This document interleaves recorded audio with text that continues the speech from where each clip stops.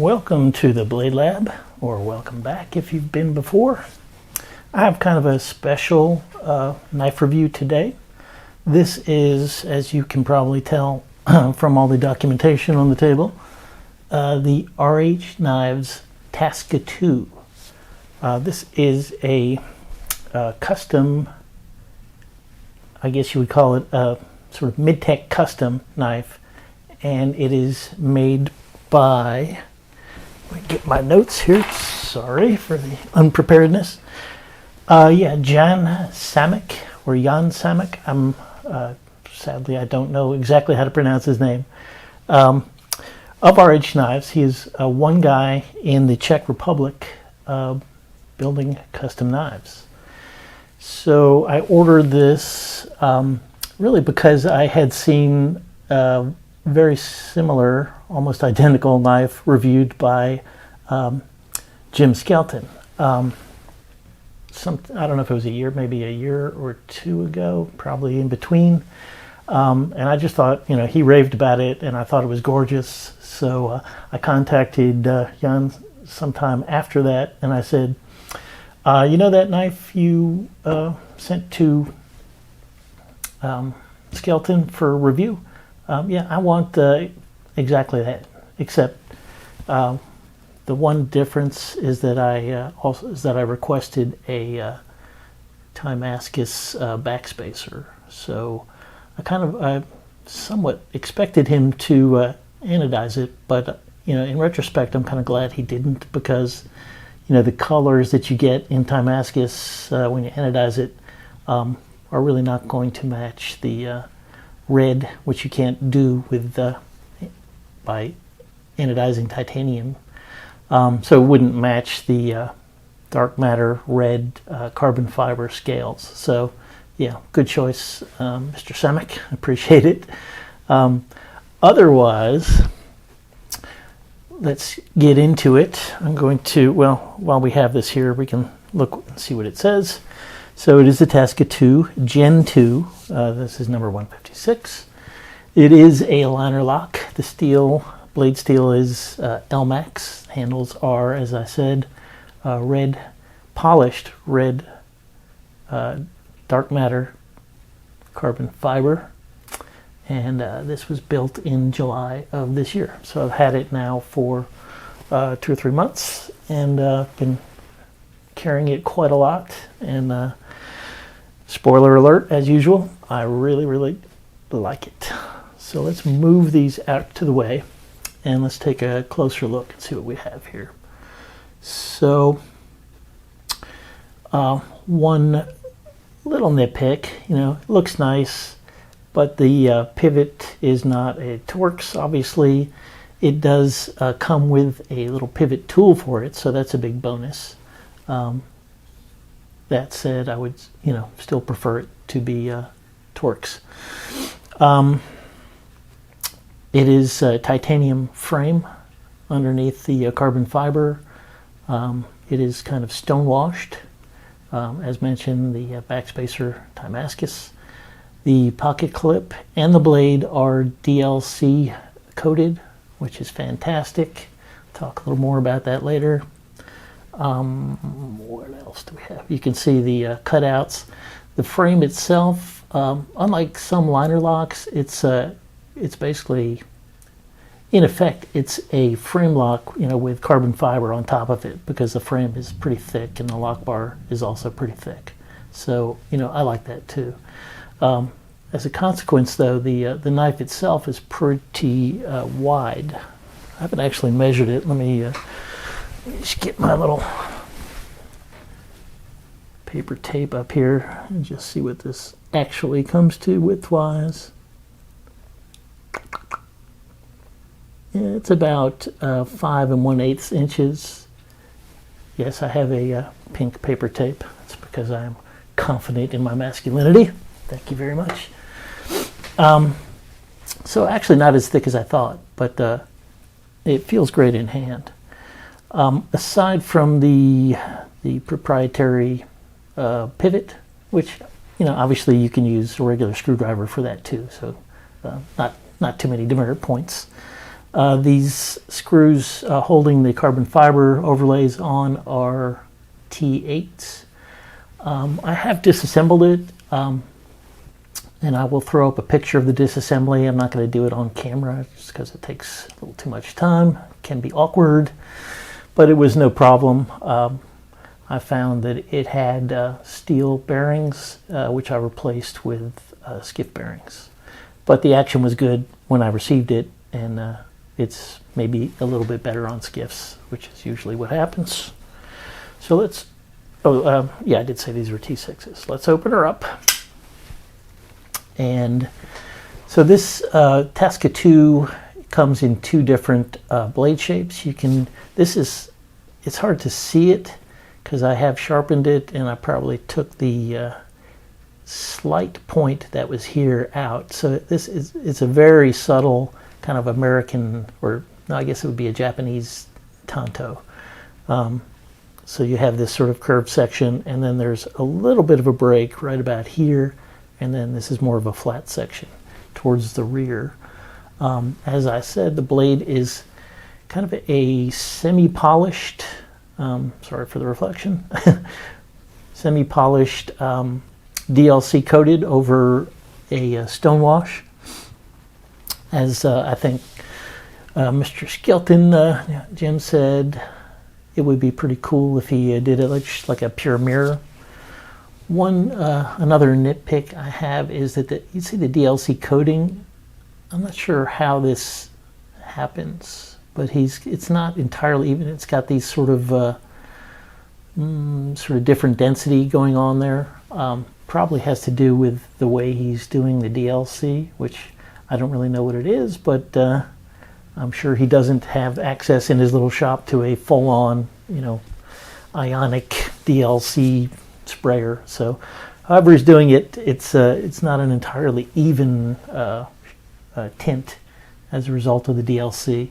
So, yeah, I would prefer if it was, but it doesn't actually bother me. I'm really happy that the blade is DLC because, this is, while it's affordable compared to a lot of full custom knives, or even full sort of custom mid-tech knives, it is still a fair amount of money, and the fact that it has a DLC blade, which is a very hard and scratch-proof material, makes me pretty confident that I can carry it without getting it scratched up. I can actually use the knife and enjoy it, and not just keep it in a drawer, which is something that I really don't do. If it was something that I thought was fragile, I really just wouldn't buy it, because nothing wrong with those kind of collectors. There's a lot of people who will pay a lot of money for a knife, and then just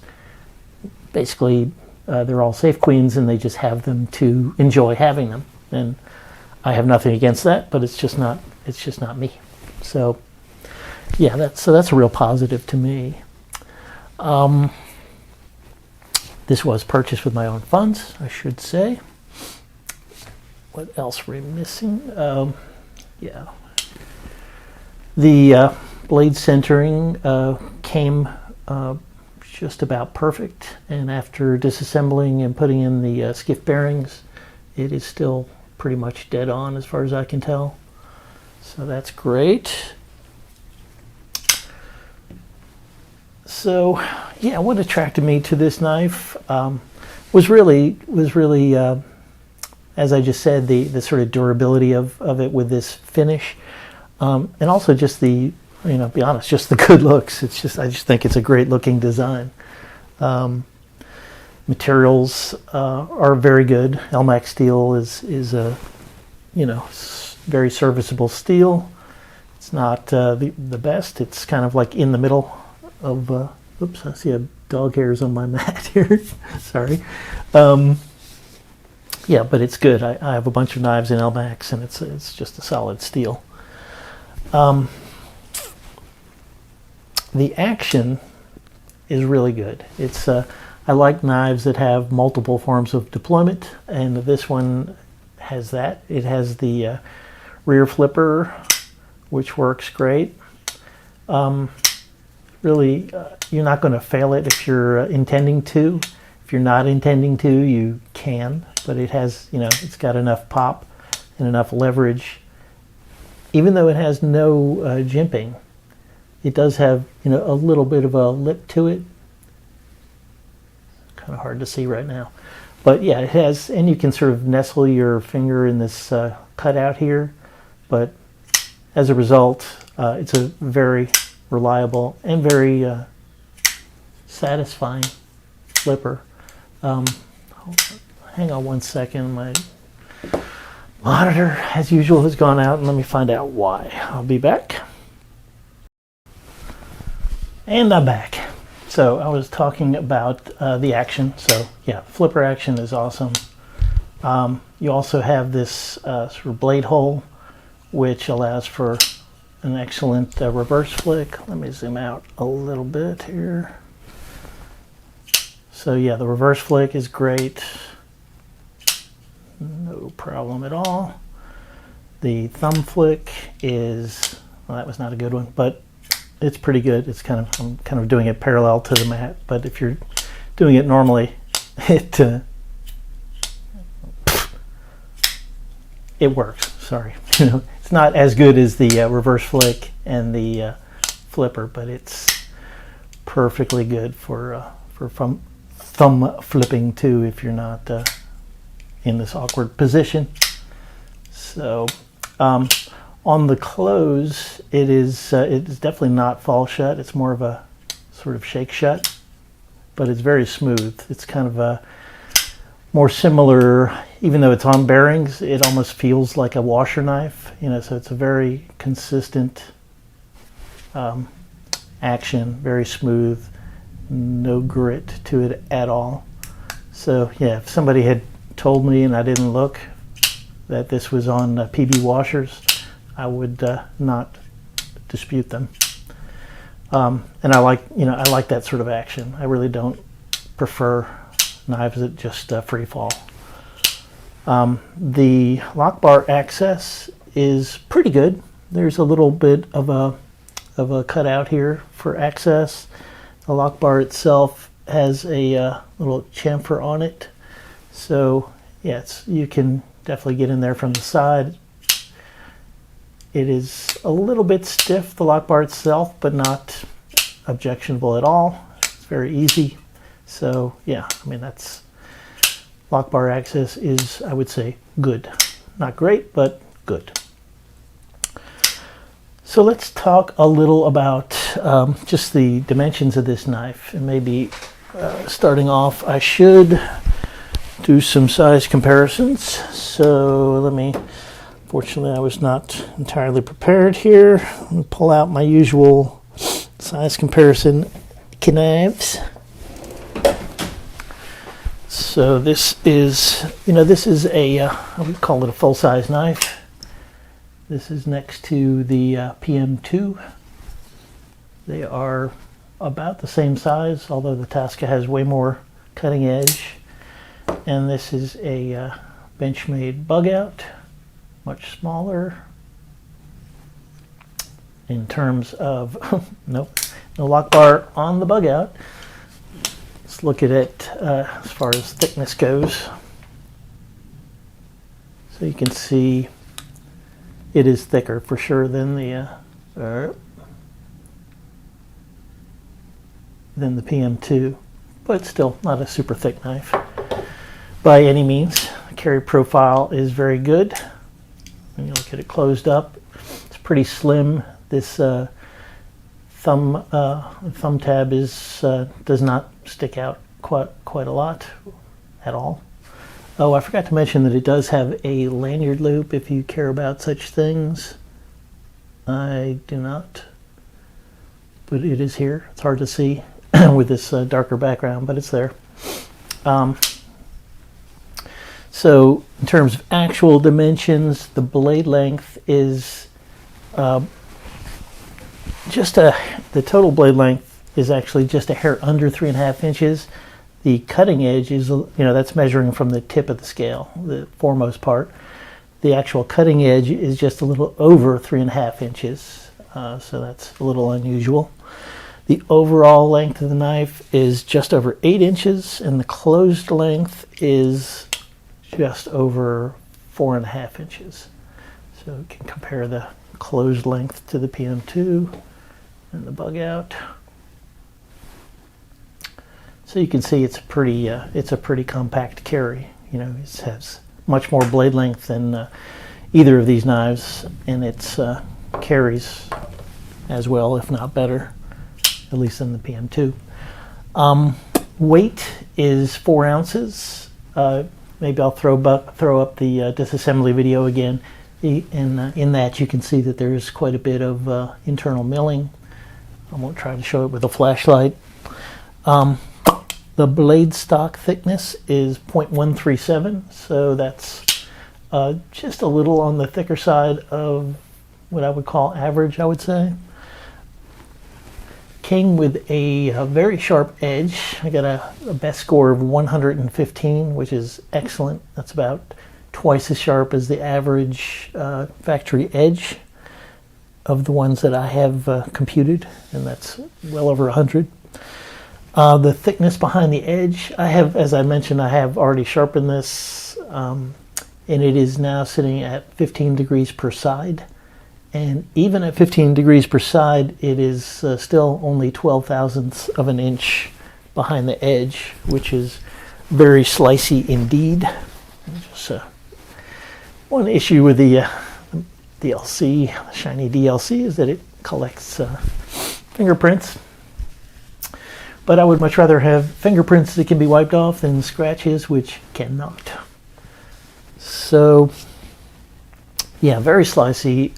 So DLC is also a pretty slick surface, so you're going to have very little drag, and as a consequence, it is an excellent slicer. I've cut up, you know, I don't know, not a ton of stuff, but I've cut up a bunch of cardboard boxes and opened a bunch of packages, and it cuts really, really well.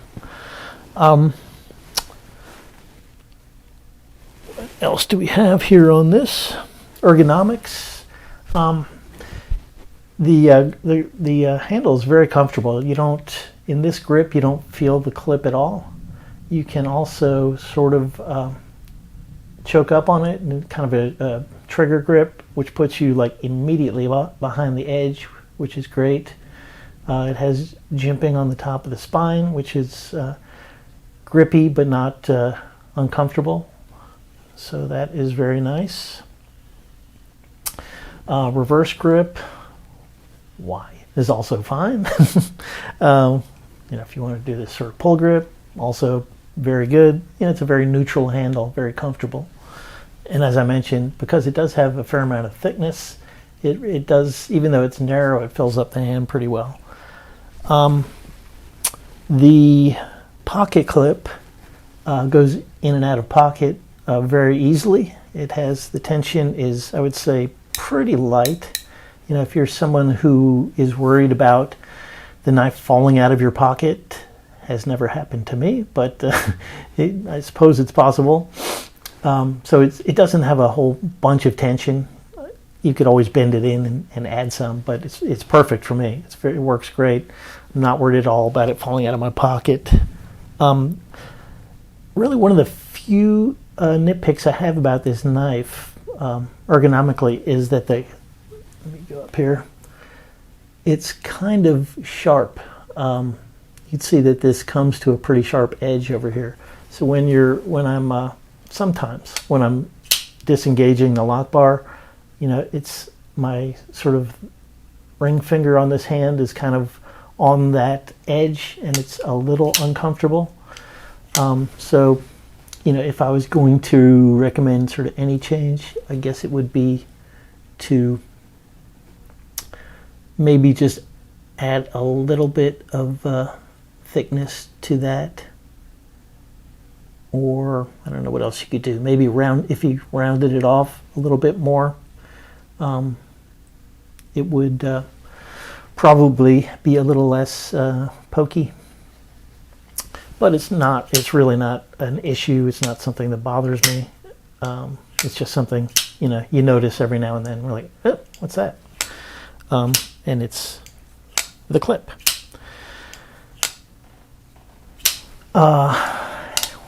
While we're talking about the clip, it is not deep carry, but it's, I would call it medium carry. You've got about this much sticking out of your pocket.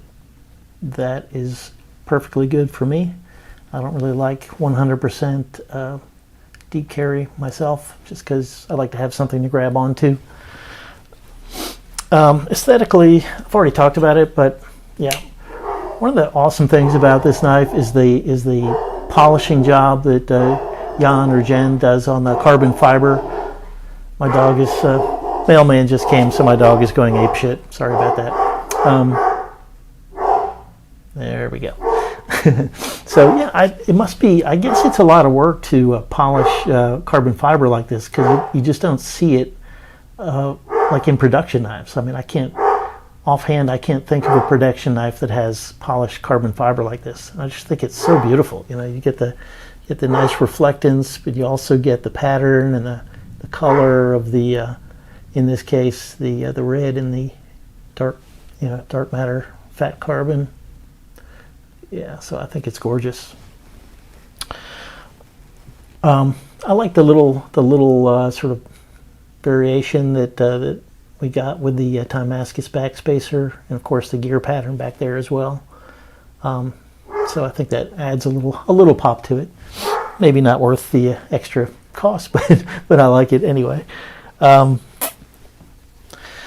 So yeah, I guess that about wraps it up. Let me just give you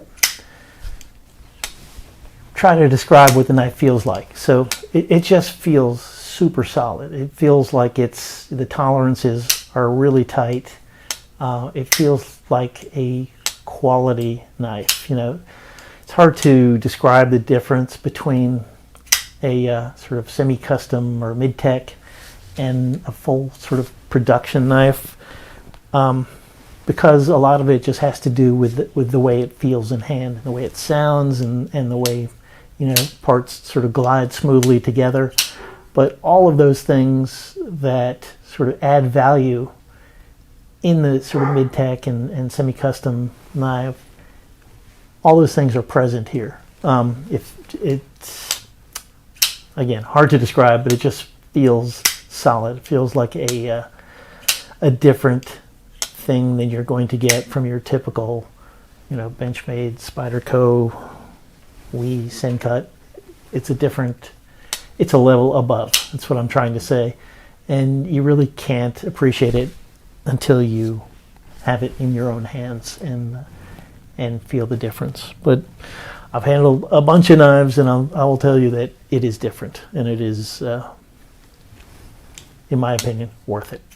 So that is about going to wrap this one up for me. I actually, it's funny, I was waiting, as I said, about 8 or so months for this, and kind of expecting it, and you wait, and finally got a message saying that it was coming. And in the meantime, I'd ordered a few other things, and I was like, those were sort of overdue, and going through, you know how you go through a little spell where you're kind of like jonesing for a new knife.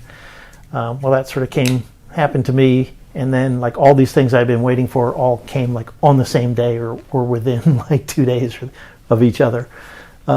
So consequently, I'm a little backed up on things that I want to review, but I will be coming out with them soon, because my wife is out of town and it's just me and the dog.